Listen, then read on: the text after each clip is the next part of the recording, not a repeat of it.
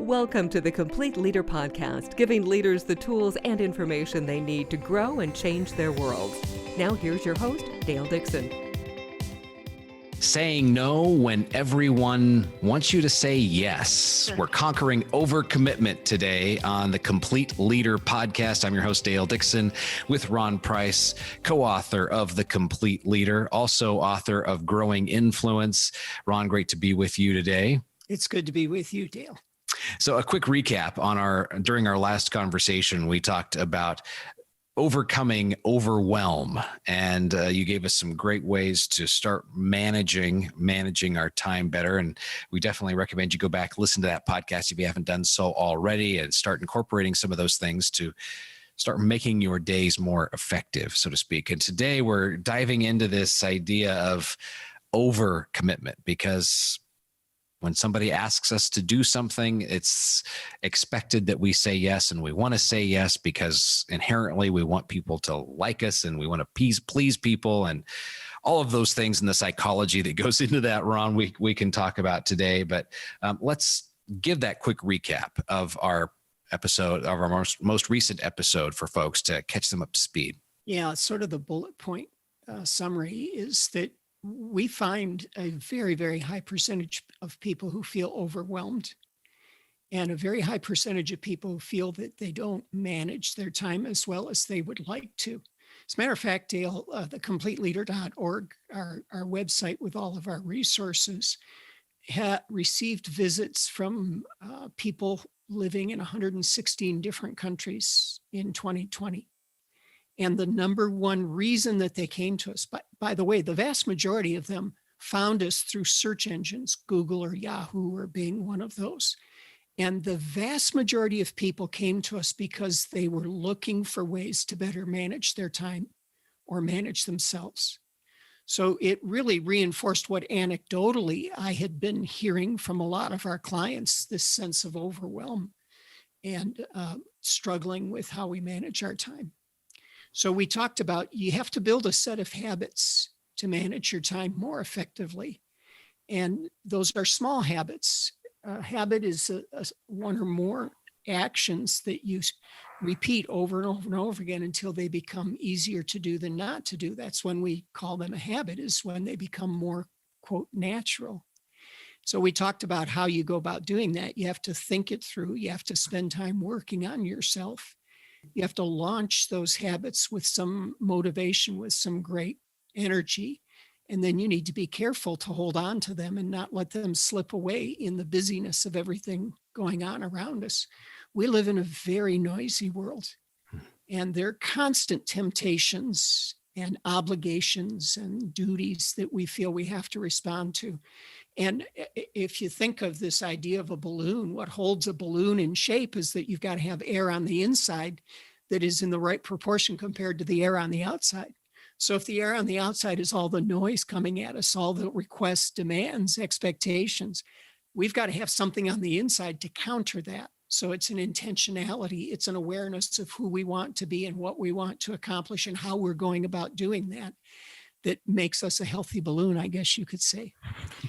So that's what we talked about in our last conversation. And I mentioned briefly that I've been working on this ever since the late 1970s. So my goodness, I guess that's 50 years now. Well, over 40 years at least. And what I've discovered more recently was that I put all this effort into better managing time and priorities, when really the biggest cause of my frustration and the biggest cause of me not feeling I was being the best version of myself was my tendency to overcommit. So conquering overcommitment has become a big focus for me, and I believe it's part of the key to people enjoying their lives more, is learning how to conquer this tendency to overcommit. So when we talk about overcommitment, let's talk about some of those root causes. And I started out by somewhat jokingly talking about the inability for us to say no, but I have a feeling it's probably a little deeper than that.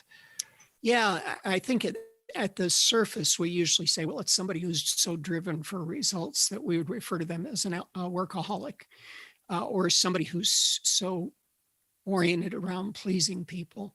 But I actually think there's more to it than just that. So I've identified 11 different causes as I've reflected on it myself. I'm sure I haven't gotten to all of them yet. But this is part of what I do during my time to work on myself every day, is I take time looking at, I've been journaling about what I'm realizing. I'm journaling about the commitments I made and kept, the commitments I didn't keep, trying to understand this better. And the first cause, I think, that causes people, or the first cause that results in people overcommitting themselves is ambition that exceeds their current resources. So I don't think ambition is a bad thing, but when ambition is so great that it stretches you beyond what you're really capable of, it creates negative stress, which is damaging. It can lead to burnout. It can lead to emotional, psychological, sometimes even physical injury. And that strong results orientation, I think, is an important part of what makes us human. I think it's something we have that dogs don't really have. They do have a very short-term results orientation, but too much of a good thing can get us out of balance. It can actually put us in an unhealthy situation. So that's number one. Number two, you mentioned already, that's wanting to please others. And we often do that when we're depending on other people for our inner peace. Without realizing it, what we're saying subconsciously is, I need your approval. So I'm going to overcommit. I'm going to say yes, because it will make you feel good about me. And that's somebody who's getting their sense of identity, or they're getting their sense of being worthy from how other people treat them. The third cause I've identified, and this is very real to me, is finding lots of things interesting and enjoying the creativity that it draws out. It's sort of the fun factor. But again, it's the fun factor gone wild. And it's one of the fundamental causes I've identified in myself for overcommitment, is that so many opportunities come my way that I say, ooh, that would be fun. I would enjoy that. That would be cool. And it's, as I work on conquering overcommitment, I have to recognize that tendency for me to say yes just because something's interesting to me. Reason number four, reason number four, and this is another big one for me, is finding people interesting. So I genuinely think there was a time in my life and career where needing people's approval was really important to me. But I can see that has faded now. It's not as important to me now, but what still is a great temptation for me is that I tend to see the potential in people, and I get enthused about what they could be. And I often have blind spots around what might keep them from becoming that. And I've had to really work on not being the solution for people.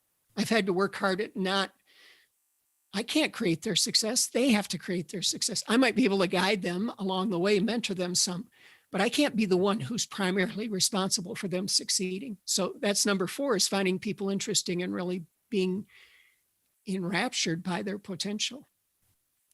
Number five is a behavioral trait that we see in a lot of the assessments that we do. It's people who have a lot of optimism and trust as strong behavioral traits, but taken to an extreme, they end up with this can-do attitude, which is sometimes unwise.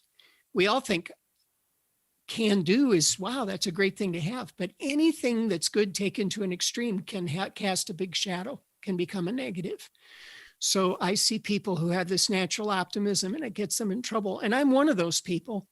And it's one of the things I really appreciate about my wife, because she's the opposite. And she will challenge my optimism in a way that helps me to govern myself a little bit better.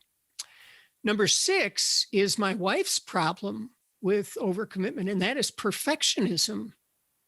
Everything has to be so perfect that you end up creating a poor return on effort. You put way too much effort in for the result that you get. So it's another behavioral trait taken to an extreme.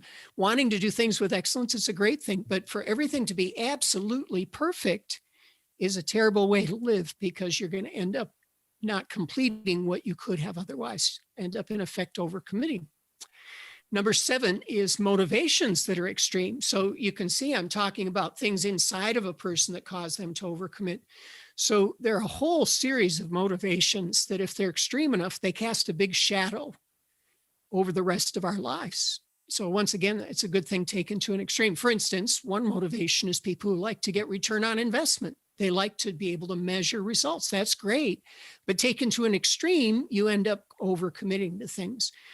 One is the desire for knowledge. It's a wonderful motivation to have, but taken to an extreme, you ignore everything else in your pursuit of knowledge and you don't even take care of yourself. You're overcommitting yourself to your pursuit of knowledge. Altogether, there are 6 different areas that we look at where people have motivations. And we want to understand, is that motivation helpful? Is it overextended and therefore potentially harmful? Or is it lacking? Because it could be any of those 3. Number 8 is somebody lacking clarity around what they want to commit to. So why would I want to commit to this project? Why would I want to commit to this person or to this team? So we need to have clarity around why we're making commitments. And it can impact whether we're focused on doing the right things, strategy, or whether we're more focused on doing things right, which is more tactical. Number 9 is the way that we approach our leadership. If we lead from a do-for mindset, that I referred to that earlier. I want to help you succeed, so I'm going to keep jumping in and helping, and I end up doing your job and my job, and that ends up resulting in overcommitment. The opposite end of that is our 10th reason for overcommitment. That's what we call a do-to mindset in leading. That's where I'm controlling everything. I'm telling you what to do. I'm micromanaging it. And because I'm not giving you the freedom to have some autonomy and go, I tell you what results we're looking for and what the parameters are, and then let you go. When I don't do that, when I overmanage it, I'm overcommitting myself once again. And then number 11 in my list is taking too narrow of an approach to life that puts us out of balance. So I'm only focused on being successful at work, or I'm only focused on being successful with my family, or I'm only focused on my golf game, or I'm only focused on working out. These are all good things, but when they're too narrow and we get all of our enjoyment from just one area, we have a tendency to overcommit to that area, and it costs us in the other parts of our lives. So those are the 11 that I've identified. And for me, this has been really revelatory, because for years I thought I just need to manage my time better. And I began to realize I actually manage my time pretty good.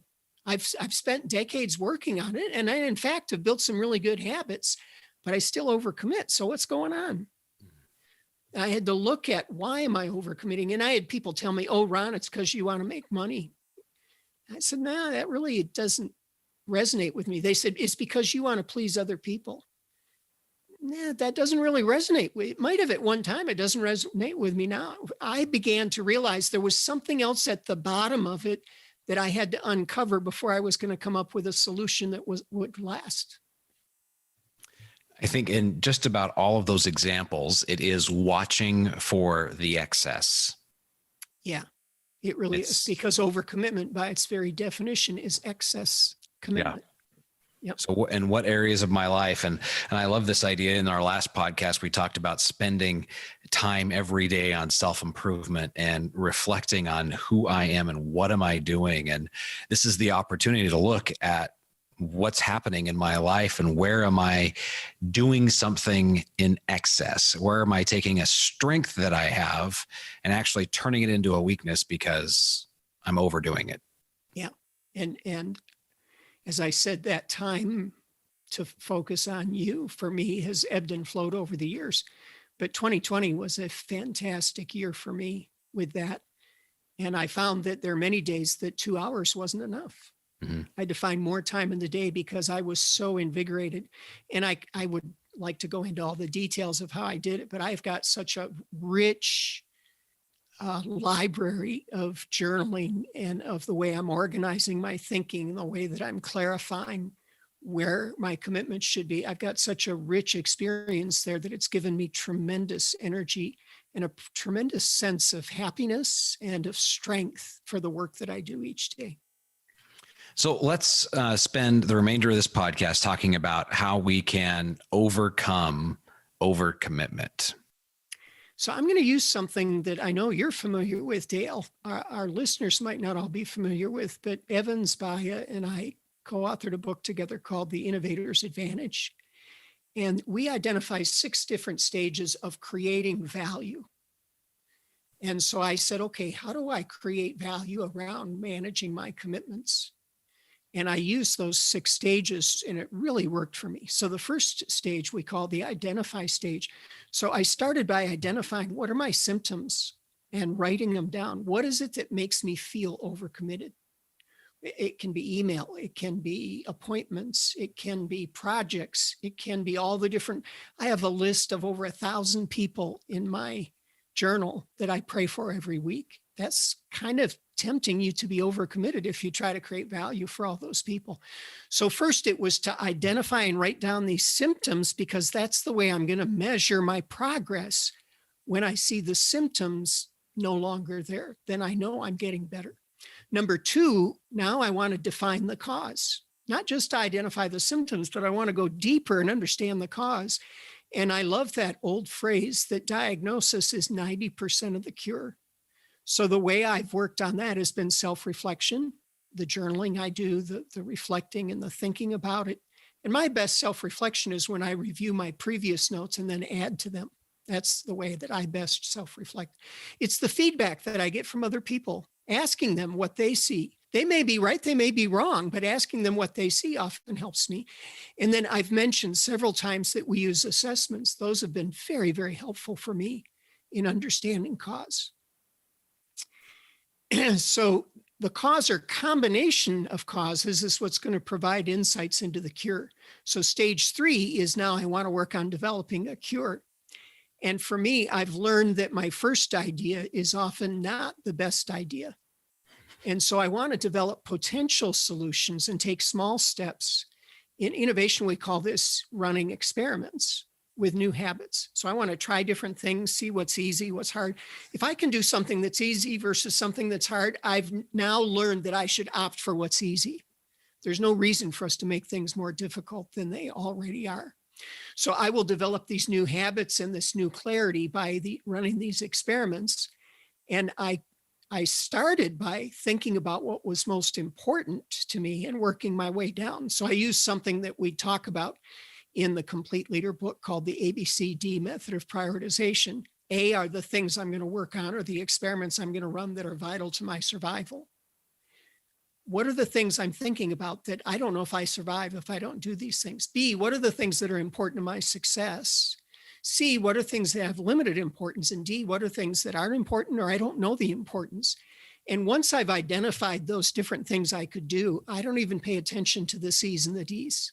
I put all my attention on the A's and the B's. And then I begin to work across all the dimensions of my life using that prioritization.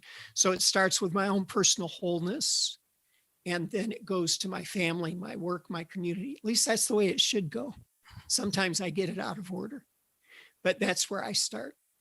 And then the 4th step for me is now I'm going to deploy the experiments that work and build them into long-term habits. So now I'm creating routines of actions that I repeat. And initially I give myself a reminder every day to do that. And at some point it becomes so automatic that I don't have to keep reminding myself in my calendar. But until it's become automatic, it's in my calendar to remind me every day to do it. I have a reminder right now that pops up every morning at 7:00 that says, what am I going to do today to make it a day worth living? And then it's a brief summary of who I want to be as a person today and how I want to behave. Then last of all, I expand or scale those solutions over time.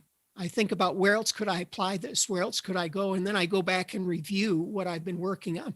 I go back and look at my list of symptoms that I build on the front end and ask myself, how many of these are still present? If they are, that means I've got more work to do. If they're all gone, it means now I need to make sure that I maintain orbit, so to speak, that I keep focused that way. And I'm convinced that the more that we work on ourselves and document what we're doing so that we can go back and reflect on it and review it, then the closer we will get to conquering overcommitment. And I tell you that I'm better than I was 12 months ago, but I'm not as good as I expect to be 12 months from now.